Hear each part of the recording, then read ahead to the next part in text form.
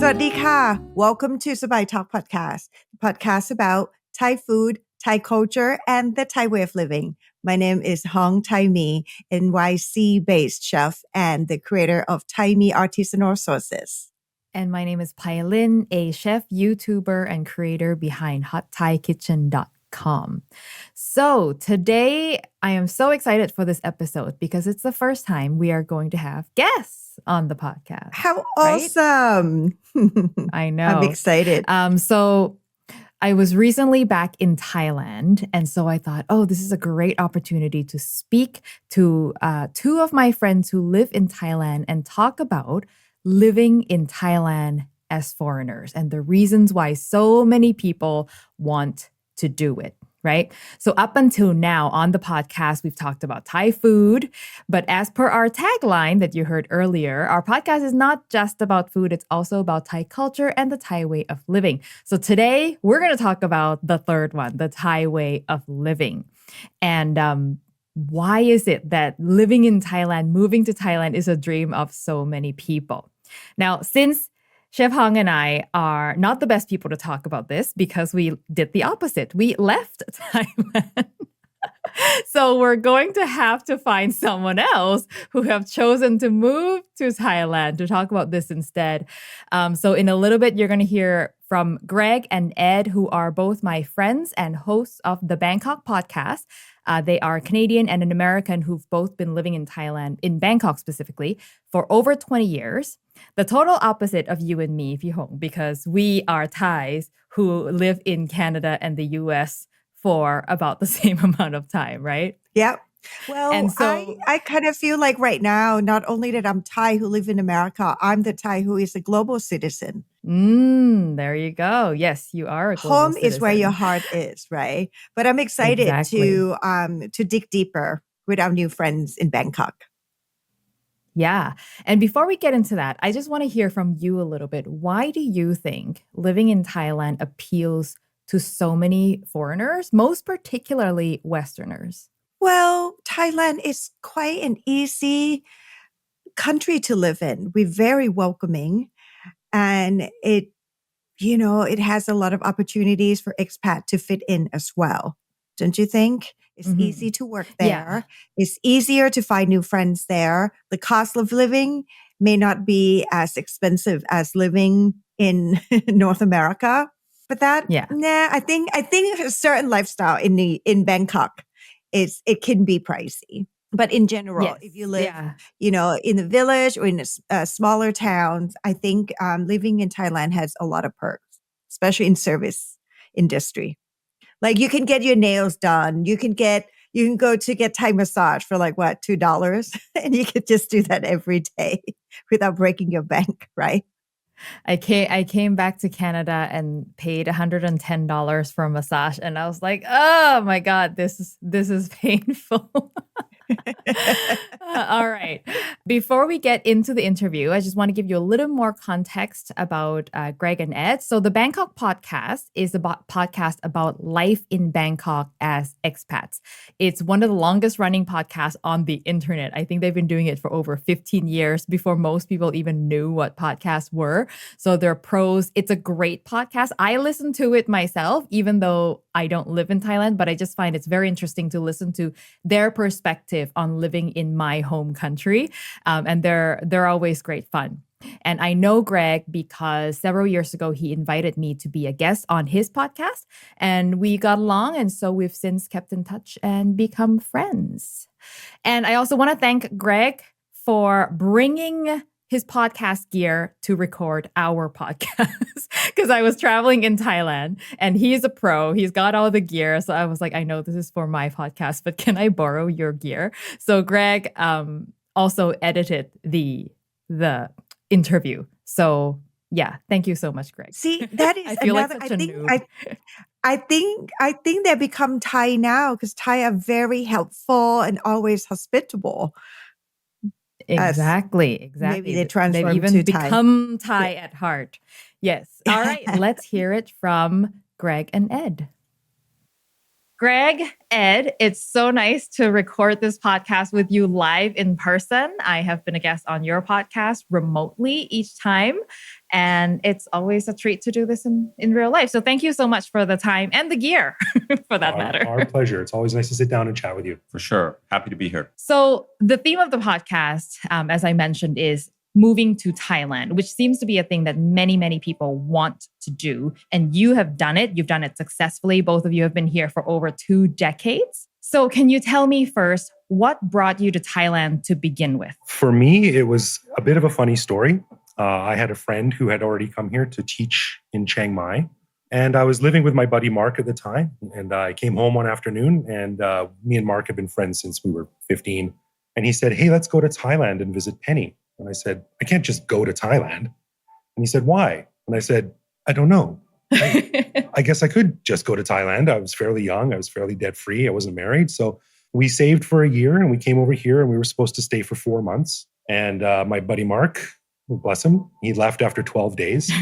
He was one of those guys who was in love with the idea of traveling, but actually traveling as a backpacker is not that fun all the time. You're always lost. You're always broke. So I was just like, well, the hell with you, I'll stay and see what happens. And I ran out of money, had to get a job, and it's been 2 decades.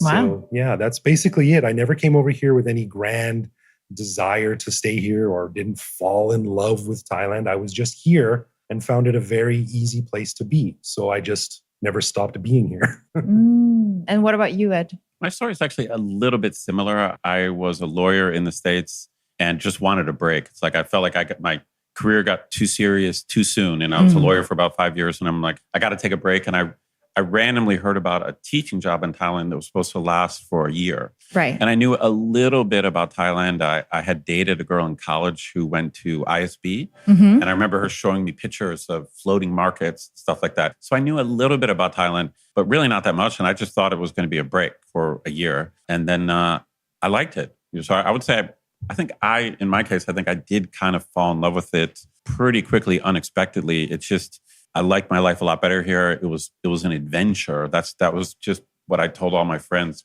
back home, is that I just felt like I was on this big adventure. And so I re-upped my contract for another year.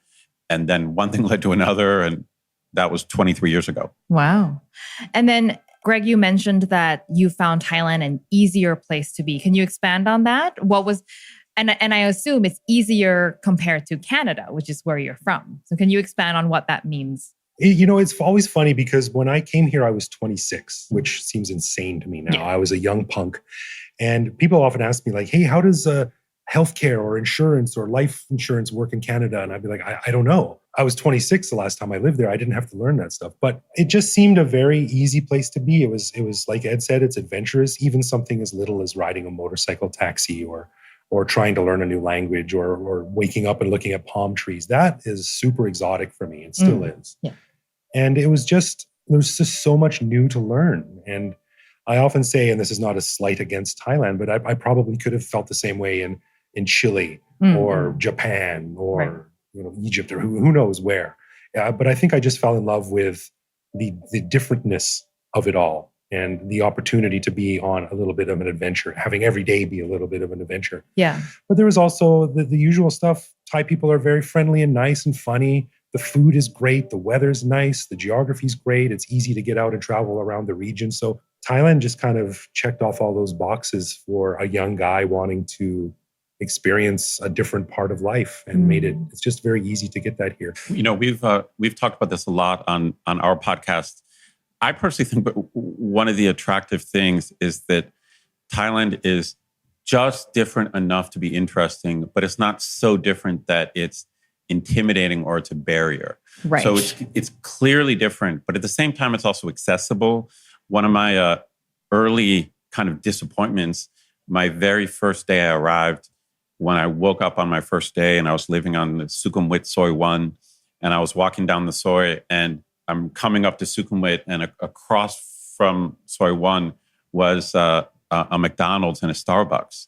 And I was so disappointed. I was like, I thought I'm on an adventure. I thought this is going to be some epic thing. I'm in like a foreign land. Yeah. And I felt like I was back in Cleveland. Right. You know? Right. But what I learned is that's one of the attractions to Thailand is it's you have these accessible spots where there's familiar things. So if you want to retreat to Starbucks and pretend you're back home, you can do that, you know? So I think now that's a big strength. Yeah. You know, and of course, you know, over time I got to know that there is an expat population here. So there's foreigners here. So you can kind of pretend you're back home here and get away with that if you want to. But then you can also reach out and have a very different experience, like a really Thai experience. However, what you're talking about would not apply to every place in Thailand, right? This is only in Bangkok or Chiang Mai, or like if you move to a big city, if you end up in rural Thailand, there's not going to be the comfort of McDonald's around the corner. Agreed. So the name of my podcast is Sabai Talk, and we chose on this word because we think it represents the Thai way of living quite well. Like Thai people like to do things sabai. We move slower. We are very lax with rules, and we just make up rules as they go. Do you find that that's true living here, that Thailand is like a sabai place? Or is that like a depends on the situation?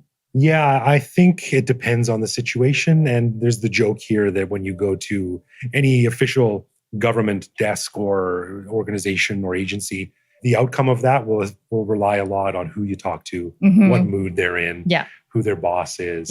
You know, and it's rarely this exact same process twice in a row. But I think that, and again, this is not saying something negative against Thailand. It's just the way things are done. But I think a lot of the laws here are written in such a way that they don't have to be followed. But if someone wants them to be or needs them to be followed, they can easily be enforced.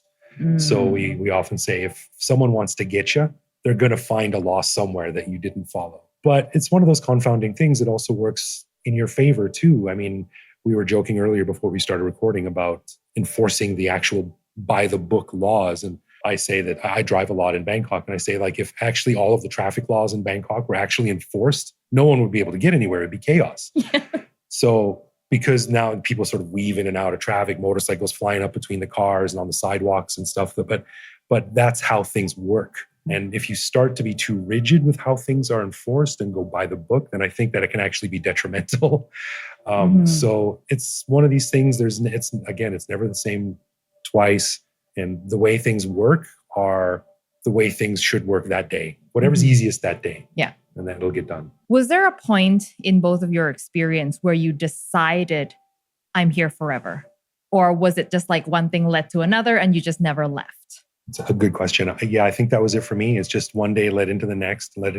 And I was very happy here. It's very easy to be happy here. Like Ed said, you can downshift into the Starbucks, and then you can get on a mountain bike and drive out into the boonies a few hours outside of Bangkok and be in the middle of some rice fields eating barbecue chicken on a banana leaf. So it was never an official decision for me. It was just one day at a time, and that stretched out over 20 years. In my case, it came very late. Like I was very cognizant of how unreliable I was, because I would frequently just tell myself, okay, one more year. And I did that, for 5 years, then 6 years. And, and my friends back home would start joking like, dude, you're never coming back. Right. And I really thought they were wrong. Like I genuinely was like, no. Like, you don't understand the way my job works. It's better for me to stay one more year. Or my girlfriend this. And I always had a reason why it was only going to be one more year. So I did that for a long time. And even after I was married, we didn't know exactly what our future was going to be. Maybe we're going to go back to the States or do whatever. So I think for me, it was, I'm embarrassed to say, but it took about 12 years before I woke up one day and I was like, oh my God, I'm a lifer. Yeah. I'm a lifer. So I resisted this idea that I was going to stay. I don't know why, but I just thought, I'm not going to stay here. And then 12 years in, I'm like, oh my God, I'm going to stay. Yeah. Do you ever think about moving back? That's a really interesting question. I was born in Canada and I'm super proud to be Canadian, and I'll have the Canadian flag tattooed on my heart, as I say. But no, I don't want to go back. I really like it here. And like I said, every day is an adventure, even if it's the silly little things like riding a motorcycle taxi. Let me tell a quick story about this. When Gord Downie died, he was the lead singer of the Tragically Hip, which is this iconic, legendary Canadian band. And they were everywhere when I was growing up. Every bar, every pub, every party had a hip song on. And I never liked them And then when Gord Downie died, I thought like, well, I'll do my hoser duty. I'll listen to some old hip back catalogs. And I really liked them. And I wrote a blog post about this, and it sort of made me realize that the Canada that I remember 23 years ago, that was Gord Downie's Canada, and he's gone now. That Canada doesn't exist anymore. So for me to go back now, it would sort of probably be like me going to a different country. I think the reverse culture shock would be very real. So I've been gone long enough that my memories of Canada are just that, memories. And I've built up a lot of street cred in Thailand over 23 years. I know how things work here, and I'm comfortable here. And you're a mini influencer in Thailand. Well, not as much as you, but I'm hoping to be one day. My wife is Thai, so I'm quite comfortable and happy here. So I don't think I'll be going back. And you? I don't think I will go back to the States soon, but I'm in a little bit of a weird situation because my job is I'm a lecturer in American studies at a Thai university. So it's my job to explain the U.S. to Thais. Right. And when I go back, I love it. And I wish I could spend more time there. Like, it's funny because I'm over here teaching Thais about the States, but I haven't lived there in 20 years. So when I go back, it's like, I almost feel like I'm doing research on my own country. Mm-hmm. Like I'm learning about stuff, or I teach about something, but then I'm back there. So I don't think I'm going to move back, but one of my dreams would be able to split time more evenly. Like I would love to go back to the States for like 4 or 5 months a year. It hasn't worked out that way. So I wish I could spend more time in the States, but I don't have plans to just leave Thailand. Or retire back in Cleveland. I don't think so. Like I don't think so, yeah. I don't think I could deal with another Canadian winter. Yeah. I can't handle the winter. If I move back, it would not be to Ohio. No way. No way. So in the 20 years, Bangkok has obviously changed a lot in visually, like you can see the city has changed. But have the things that made you stay remained the same over these 20 years, or have they also changed? Like what you loved about Thailand, has that changed? I really don't like this question. It's so hard for me to answer. I don't think so. I think I still get a charge from the city on a daily basis. And my specialty, my little bubble is Bangkok. Right. So I still love the city. I love the energy and the unpredictability of it and the little bit of controlled chaos. That gives me a bit of a charge. So it's gotten a lot more cosmopolitan, a lot more worldly. The people, I actually one of our listeners of our podcast is a woman that I used to teach when she was in primary school, and wow. she now lives in the States. So you've got an entire generation of kids that have now been educated overseas and are coming back to Thailand. So I think it's helping to change the fabric of the country and the culture a little bit. But that doesn't change the base elements of the uniqueness of the culture from my perspective and how fun it is to learn about it. There's always something new to learn. There's always some quirk to confound you and to frustrate you and to amuse you. So those base elements have not changed for me. They're still here, even though on a larger level, the city and the country has changed a lot. And you? I'm not sure if changes to Bangkok have really affected me in any way, or if it's anything to do with me staying. I think I've changed, obviously much more mature. I'm a much older guy. And so I just don't do what I used to do in early days anymore. My early days were pretty chaotic and I was going out a lot. And like the expat kind of party scene is pretty wild. For me, I felt like, I have to admit, my first couple of years ago, I felt like I was back in the dorm at university. It was just like there was something to do every night and it was just chaotic and fun. And I don't do any of that anymore, But I think, again, we have talked about this on our show. One of the reasons I've stayed is I've just found various little niches of people with similar interests to me that I don't think I would be able to get if I was in New York or something. But, just as an example, I'm kind of obsessed with this local live blues scene, in particular, this blues bar. And there actually isn't one like it in my hometown. And it's all Thai musicians they're into American blues and soul, the exact same music that I like. And I just discovered this community that I go to all the time. And so I've managed to find a couple different things like that. And actually, even doing our podcast, the Bangkok podcast, is a good example. It's like, so now it's been, 7 years or something. I've been doing it 6 years. And it's just another thing that makes living here more interesting because, so I have this weird double life because in the daytime, I explain the States to Thais. And then when I do the podcast, I explain Thailand to foreigners. You're like a double translator. So it just fits together. Yeah. And I keep finding these niches that I like, that I feel like I belong in. And part of it, I think, is Bangkok is big and diverse. And like anything big and diverse, I think it could be intimidating. And some foreigners leave after a couple months. But I think if you stick it out, like you can find your thing, like whatever you're into, I think you could probably find it here. Yeah. I think that's so true. And Thailand, Bangkok in particular, is very quick at picking up new niches. Like a thing will take hold and take off in a big way super fast. Like my husband is an avid rock climber. He's been coming here many years, and it went from like one rock climbing gym to 10 rock climbing gyms in like 2 years. Yeah. And I see the same thing with food. Like a food trend will take hold and it just explodes so fast. I think Thai people love to try new things, and they're not afraid to try new things. And that's part of the diversity and the fun of the city is, every time I come back, and I come back every year. I've been coming back to Bangkok once a year for 20 years. And so every time I come back, it's like a little snapshot of what Bangkok is like. And every time it's different, but also every time it's the same. Like the base vibe of the Sabai lifestyle and the Thai personality and the culture is always the same. I get the same vibe, but like the stuff around you is a little bit different. And I think that's part of the charm of Bangkok. It's like, there's a little bit of both. One interesting facet of this is that saying that Bangkok gives me a charge every day. When you're in a relationship with a Thai person like I am, I think it's important as a foreigner to understand that your partner might not get the same charge out of Bangkok as you. Yeah. So for me, every day is like, this is still really cool. Yeah. For my wife, she's like, ugh, the same stuff I've been dealing with my whole life. As like if I was back in Calgary, Canada, where I'm from, I probably wouldn't be as excited about my daily existence as I am here. So that's an interesting little dichotomy that I think everyone needs to be aware of when you're in a multicultural relationship. As a wrap up, do you have any quick advice for anyone who might be considering moving to Bangkok or giving Thailand a chance? My biggest one is just do it. I think there's a lot of trepidation. Oh, I can't. It's too expensive. Can I really? Is it that? Just do it. Do it. And it's a very friendly, easy place to land. And it's a good entryway into not only living in Thailand, but also expanding your horizons, as cheesy as that sounds, which I think is extremely vital and important. Looking at all of my friends back in Canada who have still never left my hometown.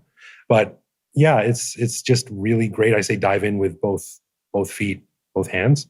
But there's a lot of resources now that weren't here when I first came here. A lot of them online, meetup.com, a lot of online groups from Facebook. It's very, very easy to find your niche, like Ed said. And there's a niche here for everyone. So put a little bit of work into finding what keeps you energized, and you'll find it here. And then you can add to that the other elements of trying to fit into a new culture, the excitement, the nuance, and the fact that every day is going to be a different adventure. So, I mean, if you're thinking of moving, I mean, I guess the easiest thing to do is be a tourist first. Come as a tourist and check it out and see if it's for you. I think that everyone's situation is different. Like how much money you have in the bank, if you are trying to advance your career or just stay afloat. Your age is a factor. But I know people who have come here at almost every age. Like obviously there's a ton of older people who are retired or semi-retired. You get what we kind of call repeat tourists. Like you get people who are huge fans of Thailand, but they still have maybe a family or a serious job. So they're coming here 2 or 3 weeks or a month every year. So they become essentially Thai experts, and just a lot of them speak Thai, and then they might retire here later. But I just think like we started out with you saying that it's easy to come here. And that's something that has stuck with me. I remember just arriving in Thailand, and I was just kind of girding myself for culture shock. And I was just like, all right, dude, this is going to be tough, but like maybe in a few months, like your head will be above water. I was really expecting this difficult experience. And then it was so easy. Like it was just easy. I mean, for all the reasons we've talked about, Thai people are nice, and especially short term, it's very tourist friendly. So it's like when you just arrive for the first time, it's like Thai people know how to deal with you. And so to me, it's pretty easy to to try. Yeah. So I don't know what it's like in other places, but to me, there weren't a lot of obstacles in my way. My first few months here were not very enjoyable. I was very unhappy and lonely because I wasn't very proactive in getting out there to find my group, to find my niche. Right. So I just sort of ended up being by myself and lonely a lot, which was not very fun. So as speaking from experience, don't do that. Get out there. Yeah. So you have to do the work. Yeah. To get out there, and Thailand will make it easy for you if you cooperate. That's right. Yeah. There's definitely social opportunities. No doubt about that. Yeah. Well, thank you so much. That was so interesting. And thank you for bringing the gear to record this segment, and hope to see you again soon. It's our pleasure. We'll send you the bill for the gear rental and hope to see you again soon. Right. Our pleasure. All right. So that was our interview. Thank you again, Greg and Ed, for making the time. Now, I found that to be super interesting to hear sort of the thinking of two foreigners who made such a big life decision, right, to move all across the world. Now, Phi Hong, have you ever thought about moving back to Thailand? Yeah, that idea comes, across my mind a couple of times. But right now, my life is here and my life is everywhere right now. My partner is from London. We live in New York City. And as I mentioned earlier, we believe that we are a global citizen. Yes, we do want to go back to Thailand, but preferably maybe spend a couple of months, right after Christmas until Easter. And then we can have the rest of our life, in our home in London or in New York City. Mm-hmm, mm-hmm. So you don't foresee yourself permanently resettling back to Thailand? Because we don't even know where life would take us. It's not because I don't love Thailand. It's not because of anything. It's just because in the past almost 2 decades, we live abroad. We work abroad. Not only that we work abroad, when I say work abroad, even we base in New York City, but our life is international, right? I have my work in all of the continents around the world. So for me, as I mentioned, home is where, your heart is. Home is where my heart is. And my heart right now is where my little family is. And if you were to move to Thailand, would you live in Bangkok or No, not Bangkok?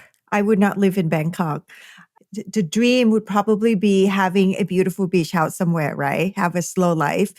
And because I love food from Southern Thailand, because I already have my family home in Chiang Mai, so I could and flying in Thailand is so affordable, right? The low cost airline, $30 and you can go from Bangkok to Chiang Mai or Phuket to Chiang Mai.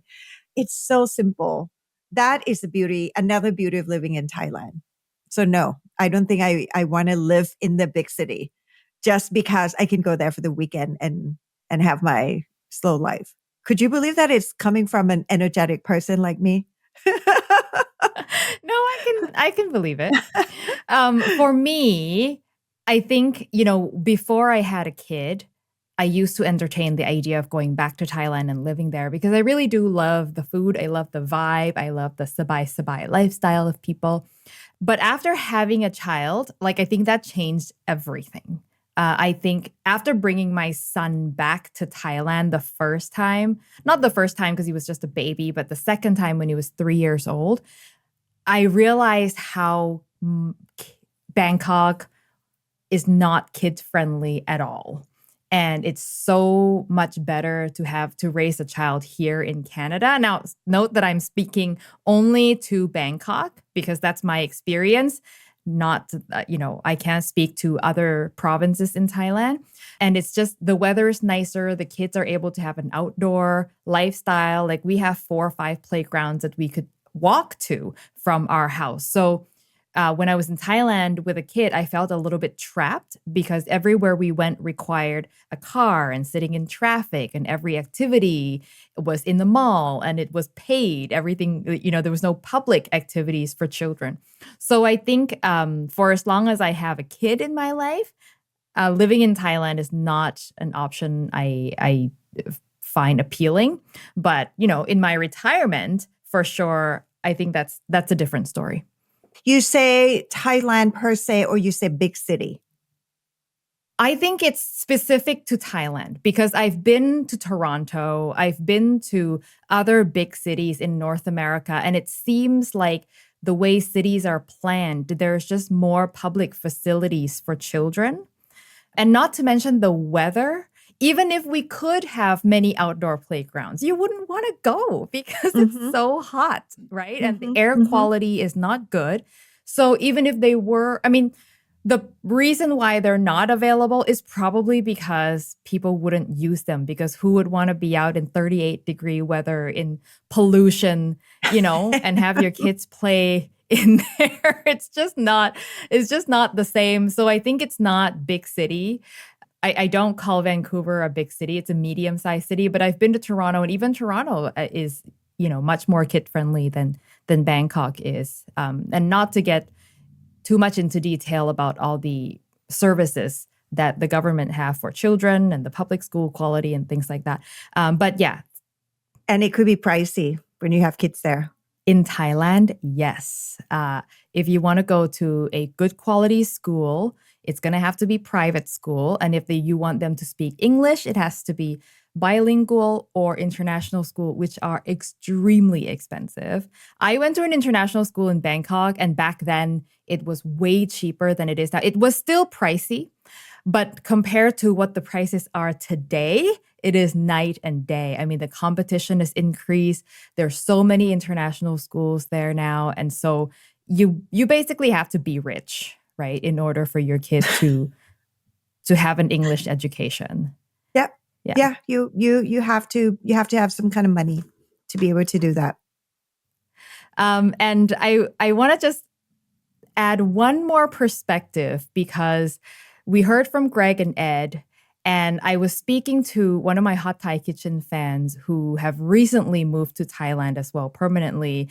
I take credit for his move because he started watching Hot Thai Kitchen like 15 years ago, fell in love with Thai food, went to Thailand, and then he told me that because of my show, he decided to move to Thailand. And he's been there for 2 years. And I got a quick input from him as to why he much prefers life there. And I find it very interesting. So he's from England. Okay. And he said that the vibe in Thailand is just happier. The people seem like they're smiling a lot more. They're having fun. They joke around all the time. The Sabai lifestyle that we keep talking about. They're just chill, and even less material goods that they have, people seem to just be making an effort to make every day a good day. Whereas the vibe in England, where he's from, he feels that it's more doom and gloom. It's stressful. Everyone seems to be struggling. Yeah. I live with one. Yes. So but I'm the lucky one. He's quite friendly, and he's quite outgoing and yeah, Connor is very, very, he's very, very, he's not doom and gloom at all. Let me just put it that way. But anyway, I just thought I would share that because I think it's an interesting perspective that Greg and Ed didn't talk about. I think they mentioned that Thai people are friendly, but also I think just the vibe is just, people just love to have fun. Our nickname is a land of smile. Yes. You know that, right? And that's not just a marketing campaign. No, it is part of our life, right? When I first moved to America, when I got angry, sometimes I smile. Like in my head, I find it ridiculous. So I smile, right? I'm like, and then smile. And then someone that I have a conflict with just look at me and said, "Why are you smiling? Why are you mocking me?" And I'm like, "No, I don't mean to do that. I'm so sorry. I dropped my phone. I don't mean to do that. It's just how even when I'm like angry, I smile." Mm-hmm. Yeah. So you never know what's behind better than smile. Frowning.